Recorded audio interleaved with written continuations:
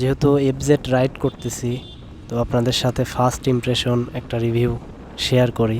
তো এতক্ষণ তো বাইকটা হাইওয়েতে রাইড করতেছিলাম, এখন সিটিতে রাইড করব। তো দেখা যাক পারফরমেন্স কেমন।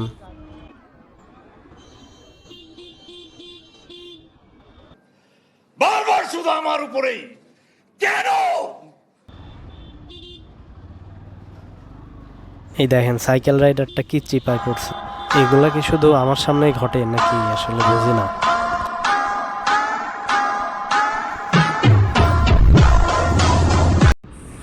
আসসালামু আলাইকুম everyone, this is S M সোহাগ।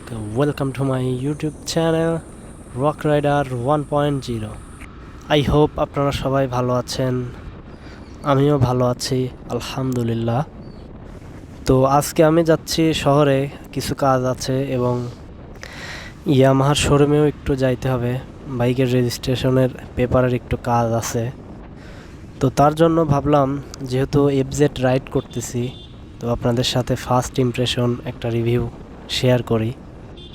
এই বাইকটা নতুন নেওয়া হয়েছে, আপনারা যারা আমার ভিডিও রেগুলার দেখেন তারা তো অবশ্যই অবগত আছেন। এতদিন বাইকটা ব্রেক ইন পিরিয়ডে ছিল, যার কারণে বাইকটা রাইড করা হয়নি। এখন ব্রেক ইন পিরিয়ড শেষ, তো এখন মাঝে মাঝেই বাইকটা রাইড করা হবে এবং আপনাদের সাথে ভালো মন্দ দিক শেয়ার করতে পারবো। তো আমরা লং ট্যুরের প্ল্যান করতেছি, সম্ভবত সামনে যদি লং ট্যুরে বের হই তাহলে এই এফজেড বাইকটা নিয়েই বের হব। তো লং ট্যুর শেষে আপনাদের সাথে শেয়ার করতে পারবো বাইকটার লং রাইড পারফরমেন্স কেমন ছিল। আসলে একটা বাইকের রিভিউ দিতে গেলে সেই বাইকটা লং টাইম রাইড করতে হয়, তারপরেই সেই বাইকটা রিভিউ দিতে হয়। তো এখন আমি পাবনা কেন্দ্রীয় বাস টার্মিনালের উপর চলে আসছি। তো এখানে একটু সচরাচর জ্যাম থাকে, থাকাটা স্বাভাবিক, কারণ একটা জেলার বাস টার্মিনালে যদি জ্যাম না থাকে তাহলে থাকবে কোথায়। তো এতক্ষণ তো বাইকটা হাইওয়েতে রাইড করতেছিলাম, এখন সিটিতে রাইড করব। তো দেখা যাক পারফরমেন্স কেমন। আর মানুষ পান নাই, বারবার শুধু আমার উপরেই, বারবার শুধু আমার উপরেই কেন? এখানে ট্রাফিক পুলিশ থাকার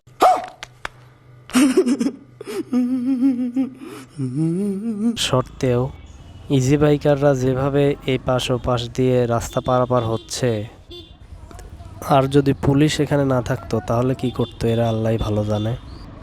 তো যাই হোক, অনেক কথা বলে ফেলছি, এখন আপনাদের সাথে শেয়ার করি আসলে আজকের রাইডিং এক্সপিরিয়েন্স।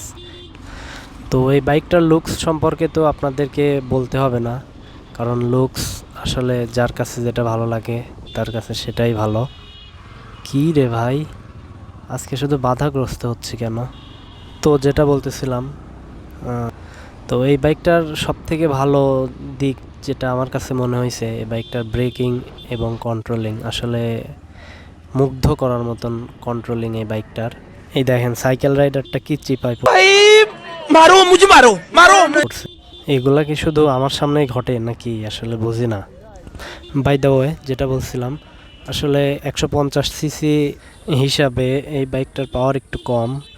নর্মালি আসলে কমিউটার সেগমেন্টের বাইকগুলা যদি আপনি পালসার বা জিক্সার বা এক্স ব্লেড, হর্নেট, আরটিআর এই বাইকগুলোর সাথে আসলে কম্পেয়ার করতে যান, তাহলে এই বাইকগুলোর থেকে এফজেডএস ভি3-র পাওয়ারটা একটু কম। তো সিটিতে রাইড করার সময় আমি একটা জিনিস ফিল করলাম, সেটা হচ্ছে বাইকটা বেশ বড়। তো আমি জিক্সার নিয়ে অল্প একটু জায়গা পেলেই বের হয়ে যাইতে পারি, বাট এফজেড নিয়ে বের হতে একটু প্রবলেম হচ্ছে। আসলে বাইকটার বাম্পার অনেক বড়, তো তো যার কারণে অল্প জায়গাতে বের হওয়া যায় না। তাছাড়া মোটামুটি ওভারঅল সব কিছু ভালো লাগছে আমার বাইকটা রাইড করে। তো আপনারা যারা এই বাইকটা নিতে যাচ্ছেন তাদের জন্য আমার অ্যাডভাইস হচ্ছে, এই বাইকটাতে শুধু আপনি ব্যাড সাইড বলতে পাওয়ারটা একটু কম, এছাড়া আপনি বাইকটার সব কিছুই ভালো পাবেন। আপনি বাইকটাতে ভালো ব্রেকিং এবং কন্ট্রোলিং পাবেন এবং অনেক কমফোর্টেবলের সাথে বাইকটা রাইড করতে পারবেন এবং বাইকটার ভালো মাইলেজ দেয় এবং বাইকটার রিসেল ভ্যালু ভালো। তো আর কি লাগে বলেন। তো আপনারা যারা বাইকটা নিতে চাচ্ছেন আমি তাদের জন্য সাজেস্ট করব, আসলে বাইকটা ভালো। তো আজকের ভিডিওটা ছিল এই পর্যন্তই, আশা করছি আপনাদের সবার ভালো লাগছে। আপনাদের সাথে দেখা হচ্ছে পরবর্তীতে আবার নতুন কোনো ভিডিওতে।